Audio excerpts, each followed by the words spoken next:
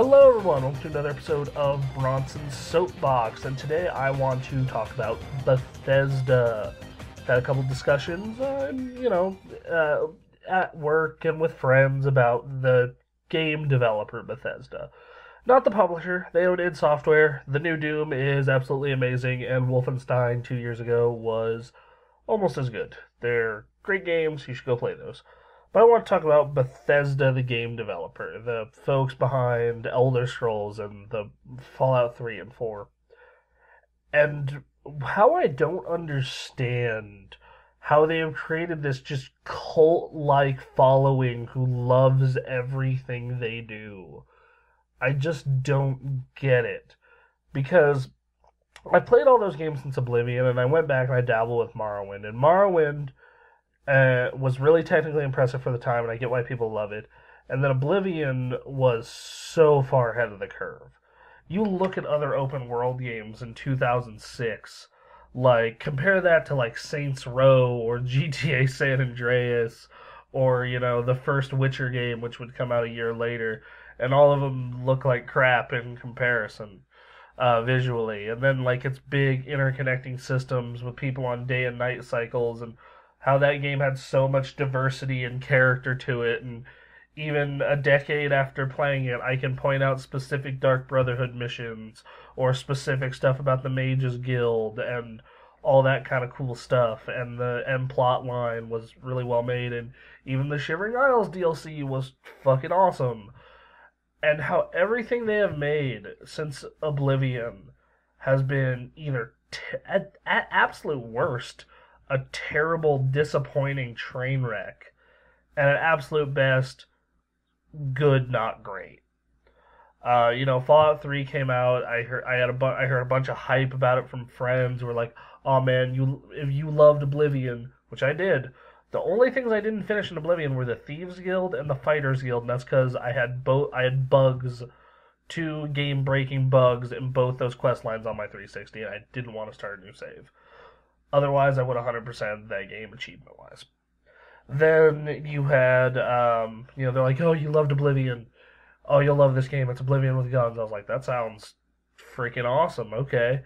And I start the game up, and it's funny, and it has some cool ideas, and then you get out into the wasteland, and for 2008, yeah, the color palette was off. It didn't look amazing, but you saw the scale of that wasteland. You get out that hill, and you just see for miles a world you could go and explore. The problem is the world was very boring. Most of the quests were not well made. And the shooting wasn't satisfying. Like in Oblivion, the swordplay and magic, while not great, was at least had some oomph to it and was fun.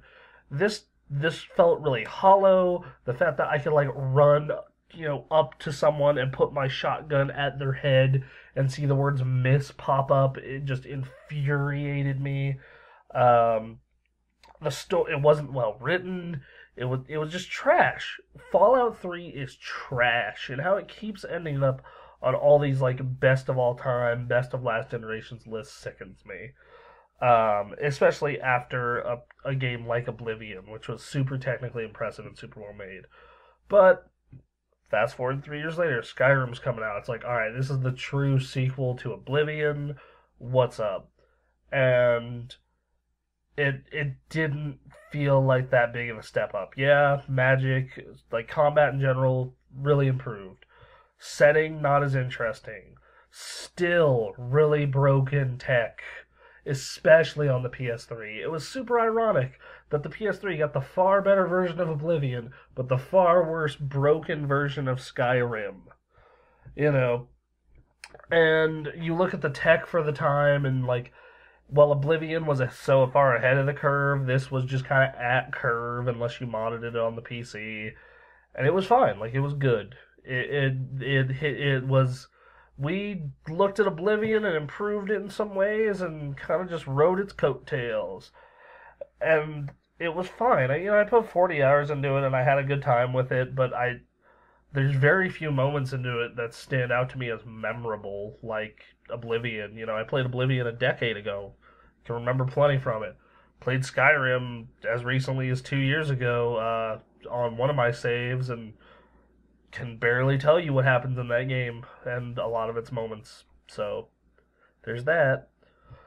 Then you had Fallout 4, which is easily the most disappointing. Just on the fact that the amount of time they had, the amount of money they had to throw at it, and the fact that they don't have the excuse they had on the PS3 and the 360 of like, well, with Fallout 3 and Skyrim of like, this is running on really old tech. We need to cram this in 512 megs of RAM.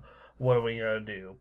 And then Fallout 4, we've been waiting 4 years for it. You're on new consoles. You should have upgraded your engine, but it's the same bullshit as your past 3 games. It's broken, it's buggy. The shooting is improved from 3, but certainly not good. You've added this crafting element it's like a neat idea in practice, but it's kind of bullshit and not fun to mess around with and just really annoying, and it takes away some of the choice and freedom that these games are supposed to be all about. Like that's been the big sales pitch for these games and their excuse for why they're so broken and stuff. And I don't know why other developers get hammered when they release a buggy game. When Bloodborne has loading problems, or The Witcher has, this problem or that problem, or, Dark Souls. But then when Bethesda has hundreds of thousands of bugs, people go, oh, that's a Bethesda game. Like, that's not a valid excuse to me. But I'll get back to that in a minute. Back to Fallout 4. Fallout 4, like, you had 4 years, you had basically unlimited money, and you did nothing, basically. I mean, it doesn't even look that good for an open world game anymore. It's not even at curve. You go look out Far Cry 4, Far Cry Primal, the PC version or next gen versions of GTA 5, or any, infamous Second Son. It looks like trash compared to those games. Fallout 4 is a tire fire, considering how long it was developed, how much money they threw at it, and just for it to come out and be status quo is horribly disappointing, especially on new platforms. And that brings my next point is like I said, people just give these Bethesda games a free pass. Like, oh yeah, Bethesda games are supposed to be buggy. Because if they, you get this unprecedented level of freedom and this unprecedented amount of stuff to do, and that's, like, if you have to start restricting the game if you don't want it to be buggy, and I say that's completely false. Because you go look at The Witcher 3. You go look at The Witcher 3, which I didn't love it. I thought it was a good game, not amazing, but it's every bit as big, if not bigger, than Skyrim, Oblivion, or Fallout 4.